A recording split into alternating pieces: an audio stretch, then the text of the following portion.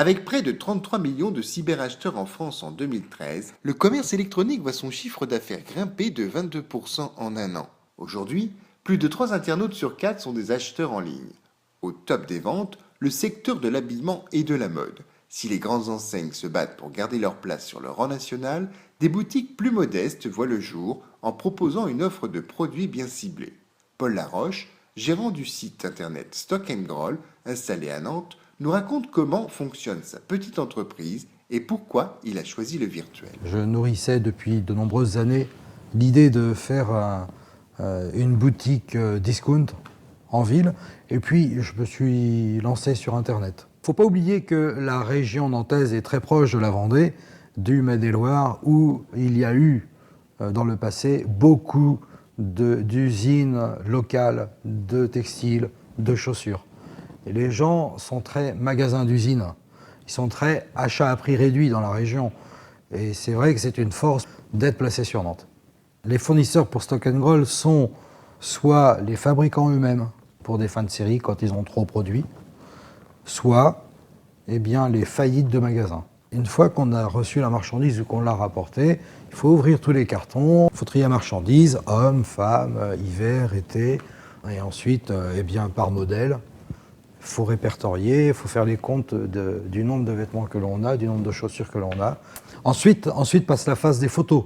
On est en plein dans l'hiver, maintenant les grands froids sont arrivés, donc on a fait une petite séance photo avec des blousons particulièrement. Le modèle arrive, elle se prépare. À chaque vêtement qu'elle va enfiler, je vais lui dire, bon écoute, on va faire une photo de face, une photo de dos, une photo de profil. On va insister sur ce détail à l'épaule ou au coude ou à la manche ou ceci, cela, parce qu'il y a des détails sur certains vêtements qui sont très importants. Et puis, on se place et on fait nos photos.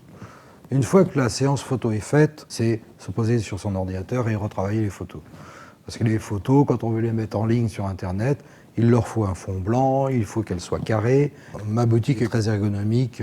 La mise en ligne des produits, elle est facile à faire et ça permet de pouvoir mettre, suivant notre rythme de travail, plusieurs produits par jour, plusieurs nouveaux produits par jour en ligne. Et ça marche. Le secret du succès, la proximité sur le réseau mondial. Les clients n'ont qu'un interlocuteur, réactif et direct, et bien souvent sans aucune publicité. Le bouche à oreille suffit et fonctionne à merveille. En fait, je cherchais une paire de chaussures, une paire de bottes, et une amie m'a dit qu'elle avait déjà acheté sur Internet et qu'il y avait un site, justement ce site Stock Groll, qui était un site très fiable.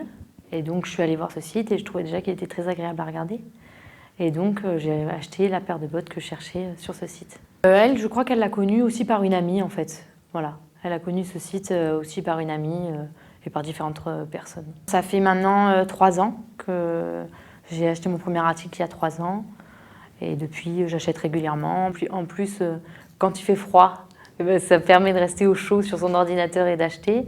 Et de plus, la livraison est très rapide. Monter son entreprise de e-commerce dans l'habillement est donc tout à fait possible, et même à Nantes, sans avoir peur des grands groupes industriels, à condition toutefois de se placer dans la bonne niche et, comme Paul Laroche, de trouver chaussures à son pied. Travailler sur un site internet, on peut imaginer que c'est être enfermé devant un ordinateur dans un bureau. Et en fait, la satisfaction est très grande de voir que l'on communique réellement en partageant des choses très concrètes avec des gens de partout et qu'on arrive à les satisfaire et à les rendre heureux. Et c'est une ouverture qu'on est loin d'imaginer quand on est enfermé entre 4 murs.